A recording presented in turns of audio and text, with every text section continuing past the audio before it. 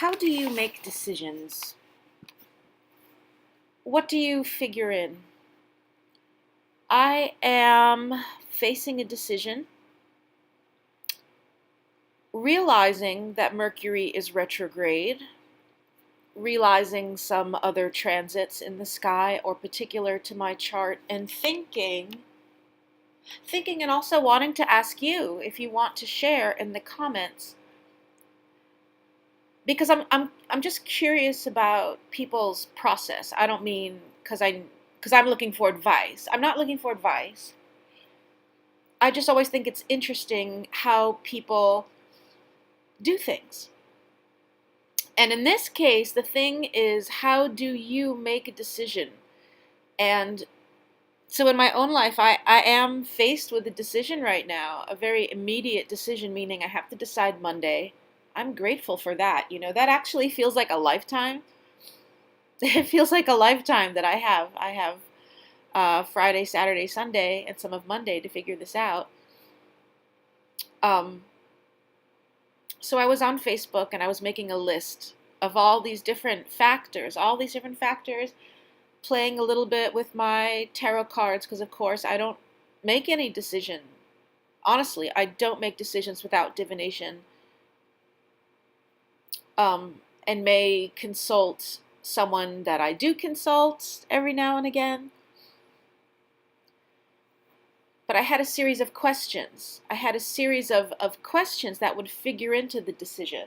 And then I suddenly realized either way is okay. There's different, they're different, and I apologize for the noise. If you hear the noise in the background, one of the heaters that I'm running sometimes gets noisy. Yes, this house is made of paper, and when it gets to the 40s or below, or sometimes even higher than the 40s, I run this occasionally loud heater. Anyway, so I was making this list of different issues and realizing, okay, there are, pros and cons. There are pros, there are cons about choice A or choice B, and they're different. They're like totally different scenarios. So then I've got to think, and I'm realizing this now, is what scenario supports my life at this time the most? What scenario supports my soul at this time? And how do I figure that out? Because they are pretty much opposed. They are two different ways of existing, they would be two different ways of existing in December and January.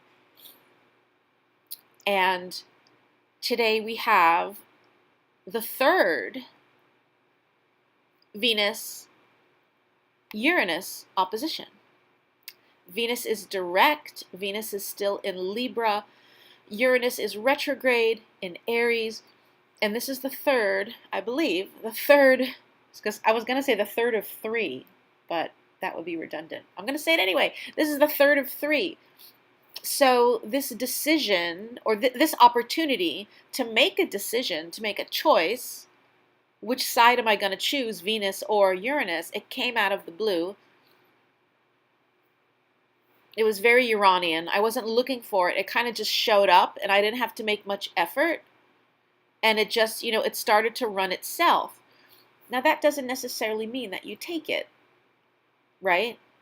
Just because something is, quote, easy, comes to you easily, doesn't necessarily mean it's a yes. But it does kind of go in the yes column, doesn't it? All right, now I'm really getting sniffly. So round and round and round and round, I'm going in my head. Although I haven't actually been round and rounding all week. Some. And then last night I got the go-ahead. So I really do have to decide. I have to decide this weekend. And trying to figure out what is best and thinking, okay, Mercury is retrograde. Coming up with all the questions and thinking about Venus, Uranus opposing each other. With oppositions, we are supposed to be able to blend, especially if they're in the natal chart.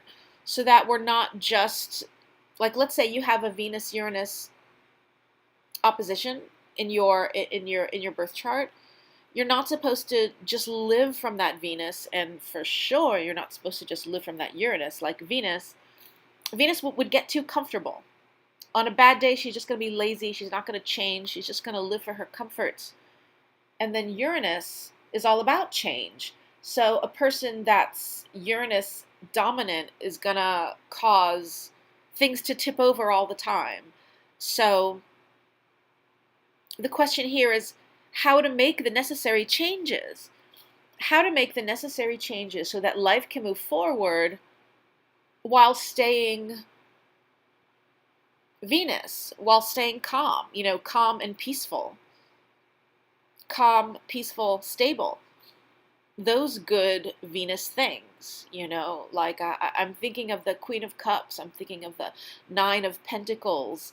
On a good day, ideally, Venus is not a disruptive force. She is a pleasant force.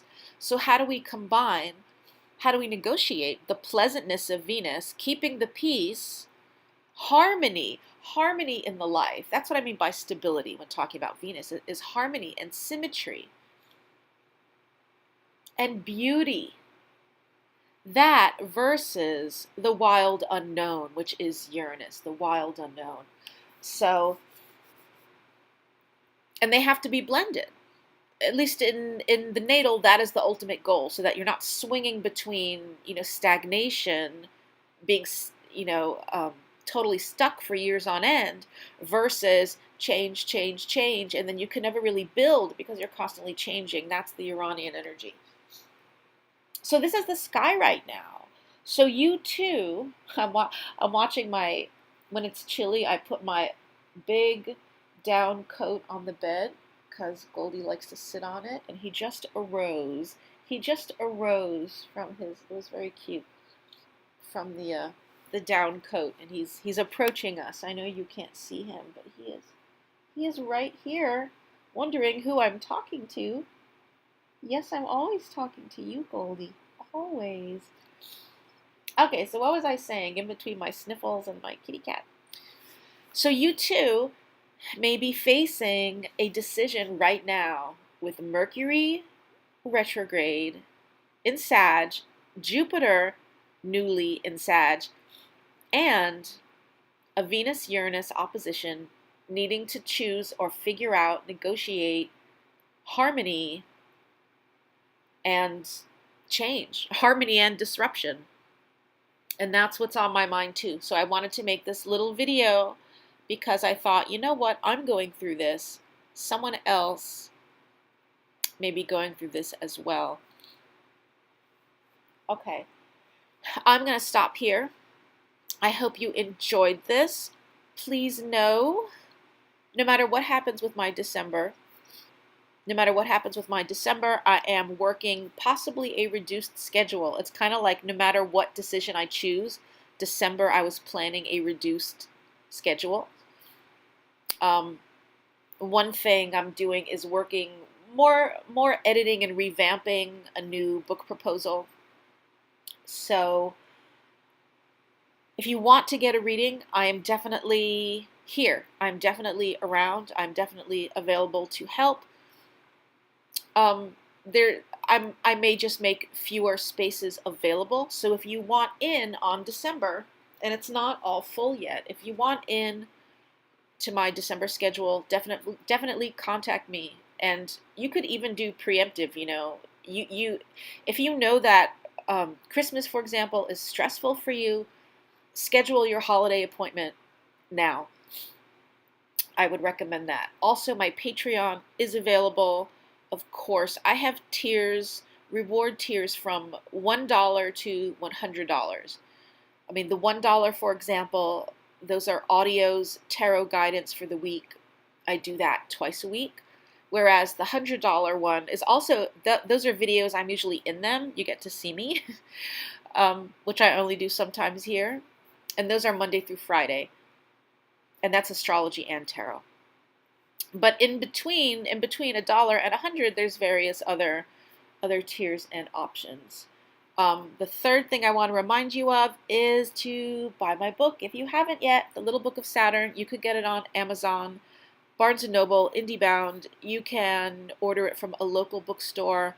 Um, if you are a fan of my work, if you enjoy my work, if you love astrology, if you love my writing, and a lot of people found me because of my writing, which I don't. It's funny, I don't blog much these days.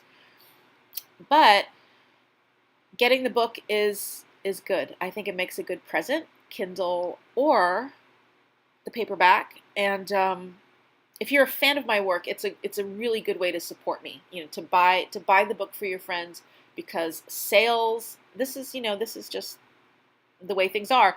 Sales make me more valuable to my publisher. So if I'm bringing more value, then it's more likely that my contract will be renewed, etc., etc., etc.